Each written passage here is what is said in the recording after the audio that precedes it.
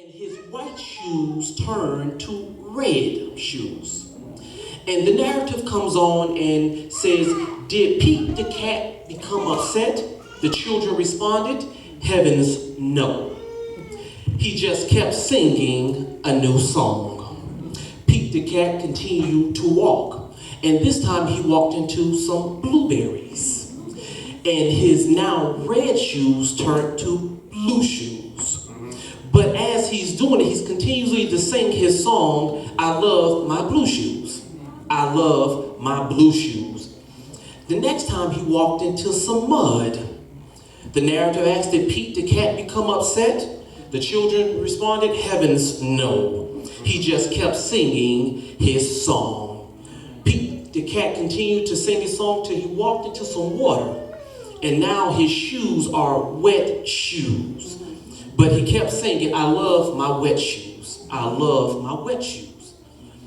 But the moral out of this story is at the end of the story, the narrative comes to say and states that no matter what you step in, you do not allow it to change your song.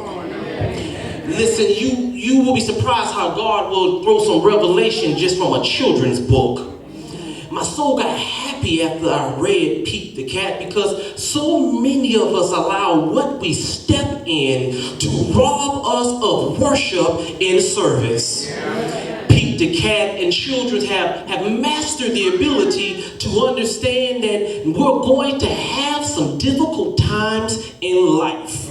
And there will be difficult seasons that we will have to endure. And some hurt and disappointment. But I refuse to allow what I step in to take my song. And the truth of it is that many of us in this room are not here for worship this morning because everything went the right way. None of us have had the most peaceful life, and life hasn't always been of peaches and cream. But to those of you who can be real and can admit that every place I've stepped in haven't always felt good, been good, or looked good, but I'm learning to have the tenacity to say no matter what I have stepped in, I refuse to allow people and things to take my joy. The problem with church folks is you want to go through something, but you don't want to give God his worship. You sit here in worship service with an attitude. You come with your hands folded, your legs crossed and curved. Some of you are chewing gum as hard as anyone. You even try to avoid people who have wronged you in 2015 and it is 2023. Child, please, you better get out of your feelings because worship has nothing to do with how you feel, but it has everything to do with the one that is walking with you.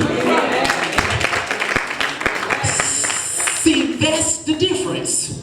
We all aren't in this church because all of our bills are paid. Some of us had to call for an extension. Don't act as if you don't. Keep your head forward. But some of you know that you've had to call for an extension. Some of us aren't driving the best of cars, and some of us don't have the best of houses that we have been wanting. Some of us are still trying to obtain some things that we've been asking God for. But you have to learn how to stop allowing the things that God has given you to steal your song. And the real beauty of worship isn't for you. Worship is for God. But at the same time, worship isn't for God, it's for you. Oh, Chandler, you went too fast. It's not for you because it belongs to God. But it is for you because you need to take some things off your mind and some mess that you went through all week, and you have to learn how to put it on God. See, some of us got praise and worship correct, but most of us have praise and worship incorrect. Praise and worship is not the same thing.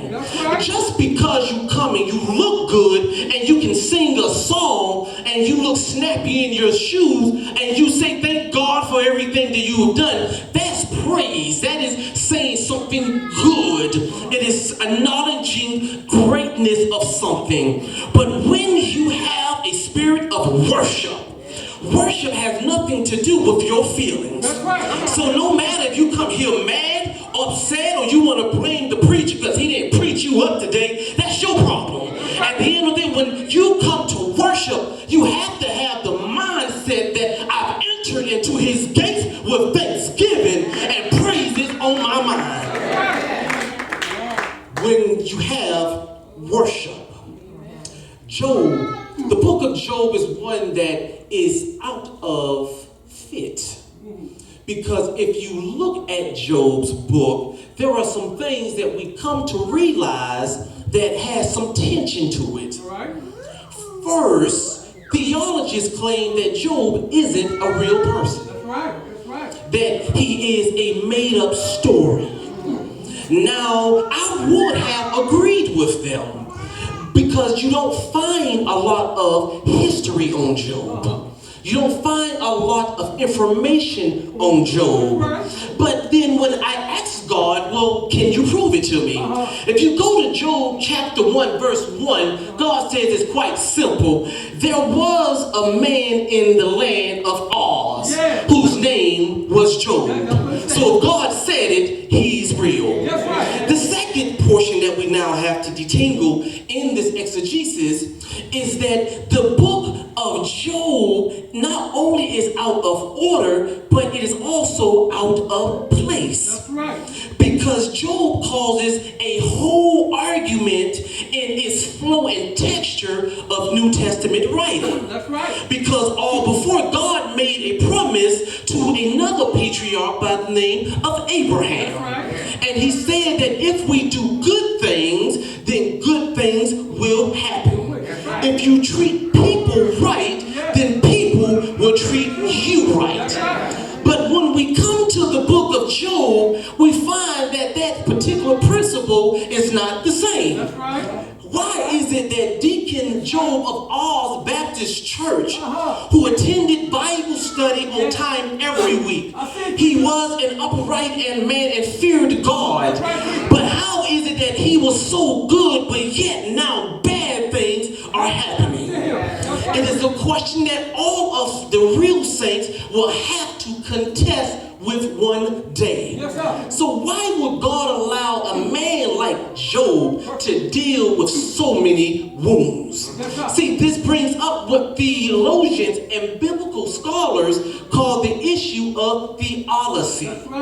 Theology is simply broken down to when you have to wrestle with the goodness of God versus the evil of this world. Now, this isn't for people who are all holy. If you've been holy all your life and you got your holy sanctified badge on, this sermon isn't for you. But for those of us who's messed up, some of us messed up last night. Let's be honest with it. Some of us gonna mess up today. Matter of fact, I think my grandma said it. She said, son, there ain't nothing open after 12 o'clock besides 7-Eleven and legs. So there are some things that are messed up. But in this contention and in this battle of understanding good versus evil, now it's not only for the holy people, but it's also now for the messed up ones. Because all of us are messed up. But for my real saints, you are going to have to ask the question, why do good things happen to bad people, but bad things happen to good people? I mean, God, you are omnipotent, you're omnibenevolent, and you're omnipresent, which means you have the power to stop it. So why would you still allow it to happen if you're all these omnis? And that's why you've got to stop understanding that you got to stop listening to all and other people. When we reach the question that Marvin Gaye asked it this way: what's really going on? That's right. But there is a theologian by the name of Gustavo who wrote a book on Job. The title on Job. And it states that the entire book of Job is setting on one wager. The wager is Satan is in the conference room with God. And they have a little conversation. God asks Satan where he's been. And of course Satan responds saying that I've been going here and forth. God responds, have you tried my servant Job? Satan says, I have, but there is a hedge around him. Church folks don't know when to get happy. You've got a fence that is so high that I can't get over it. You've built it so low that I can't even get low and grimy and get under it. You built it so wide that I can't even go around it. You got Job protected. So here is the wager Satan produces. Job has only been good to God because God has been good to him. Oh, I'm coming for you. Take some of his stuff and see if he still wants to bless the name of God. Theologians call this disinterested faith, and too many people have interested faith. That simply means that you only walking with God to obtain a prize or to avoid punishment. So let's call it what it really is. Let's say it how the guys under the tree said, let's call a spade a spade. You only want to be with God because he can give you something. You only using God because you want to obtain something.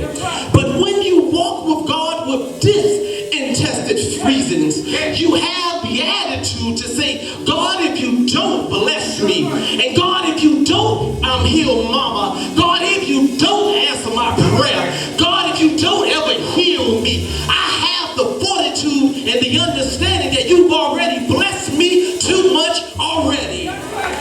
Church folks gotta know when to get happy. So I don't serve you because of your gifts, but I serve him because of who he is. I wish I had 15 of you that who can say that if God doesn't bless me anymore, I'm still going to praise his name. So I will walk with him because he is my God. See, too many of us want presents from God, but I'm here to tell you, I just want to be in his presence. Because when I'm in his presence, the fullness of joy and all he has done comes across. So last night I had to ask God a question about Job, because I don't understand how could Job still worship God while he was hurting. I mean, Job lost his family. Job lost his kids. Job lost all of his possessions. And yet he didn't come in Mount Chapel with an attitude. He came through the door with his mind made up that I will praise the name of God if nobody else does. So I'm asking God this question, and Job sends me a text message last night. Job said that I worship him in spite of what I heard. What Job is trying to tell you, if you go to verse 13, 14, 15, 16, 17, and 18, every time Job lost something, there was somebody else coming to give him bad news. It says it right here, verse 16, while yet still speaking, another also came. Verse 17, while still speaking, another one came. While speaking of verse 18, someone else came with some bad news. But how is it that Job could still go through what he went through and still have the attitude to worship God? So Job said that I don't listen to what people say. People will fool you in a heartbeat, and people ain't always there for you. Some folks want to see you drown. Some people prayed last night that you didn't make it, but you can come to church today to say that I'm here and I'm not leaving. So while Job is in his grief, Job does something that is not acceptable culturally for us. Job is a pagan, which means he had different customs. And what Job does is while he is